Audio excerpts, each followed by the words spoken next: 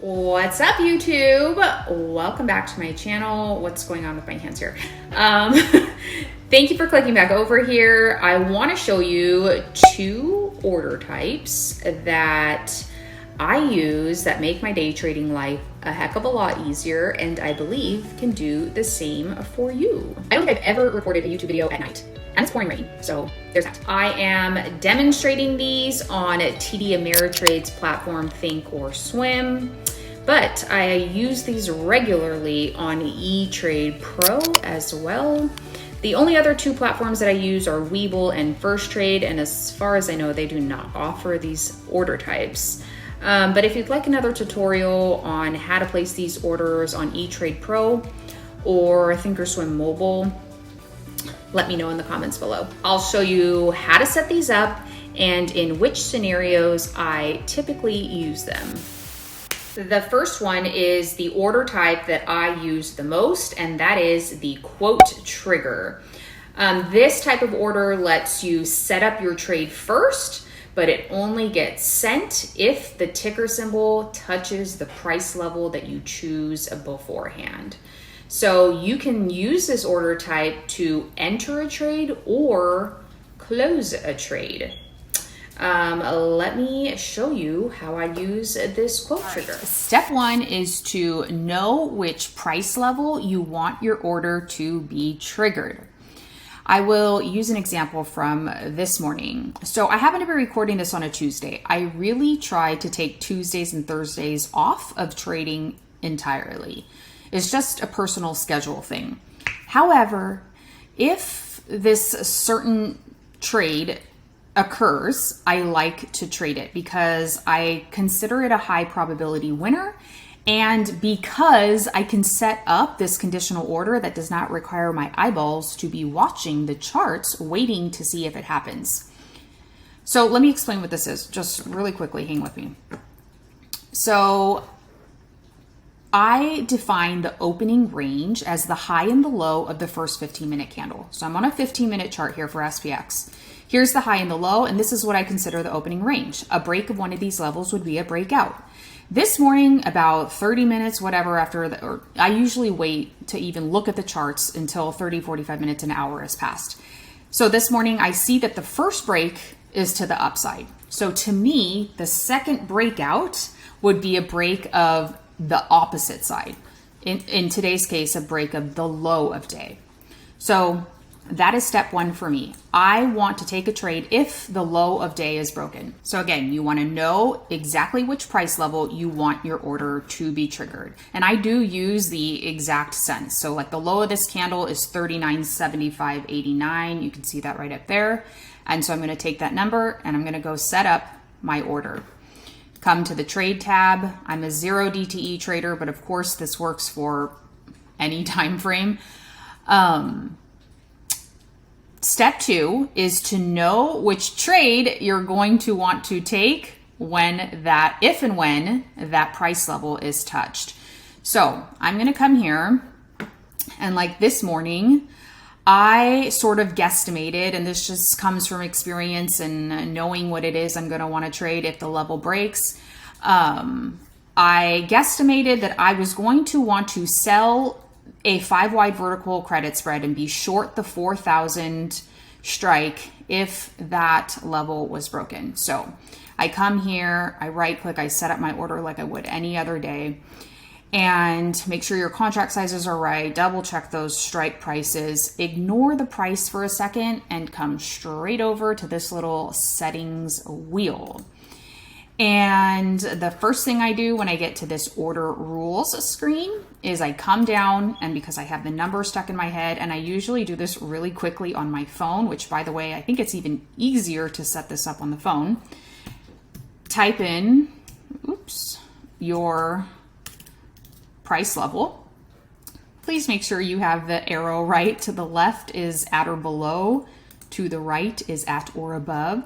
So SPX mark at or below 39.7589.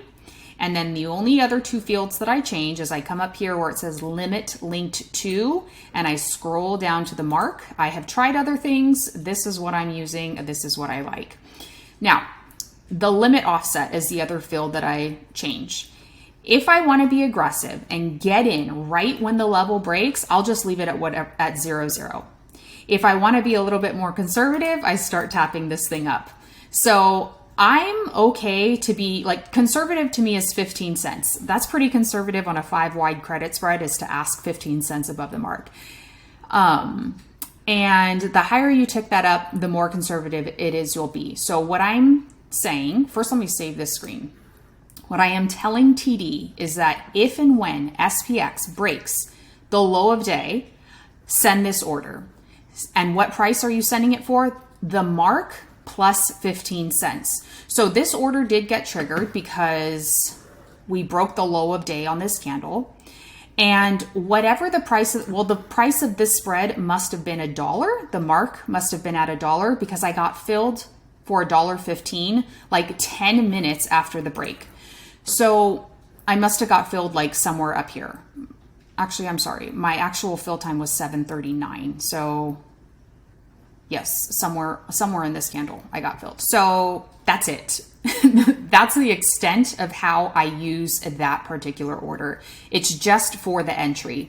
I'm sure that there's some string of commands that you could set up in the advanced order screen to say, well, now if that order triggers, you know, then set up these orders, but I don't get that detailed with it. So that is how I use the quote trigger for entry. Wait, sorry, one more thing. Sometimes I use SPX levels to place trades on the ticker symbol SPY, and I use the same sort of entry setup. So I can also go to SPY, and sometimes I trade singles at the breakout. Oops, SPY. And I'll say, you know, if the low of day breaks, I want to buy a put.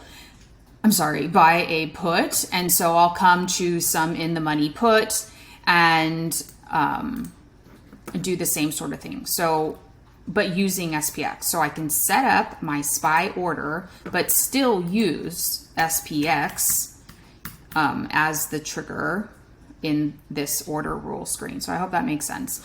Usually when I do that, I do just use the mark plus 0.00 to get me in right away. But all right, I just wanted to mention that you could use, if you use one chart to enter a trade on a different ticker, you can use this screen as well. I'm gonna regret using this lighting. I am one of those annoying people who is cold all the time, but tell me why I love an iced coffee when it's freezing. If you follow me on Instagram, I'm sorry, because I know I have not shut up about how cold and miserable and rainy this winter has been in Southern California. I know we're probably spoiled, but we're not built for weather like this. Okay, let me get back on track here. The second order type is the OCO order, which stands for one cancels the other.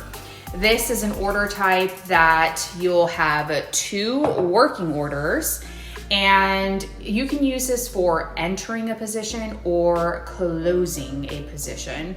But I like to use it for closing positions. If you are trading without preset profit targets and stop losses, I just don't know you.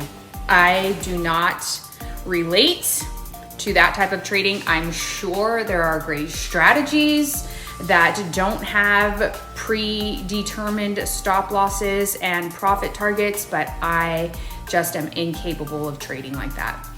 I must know before I enter my position where I'm going to take profit and where I'm going to cut it if it goes wrong. So this is how I use an OCO order.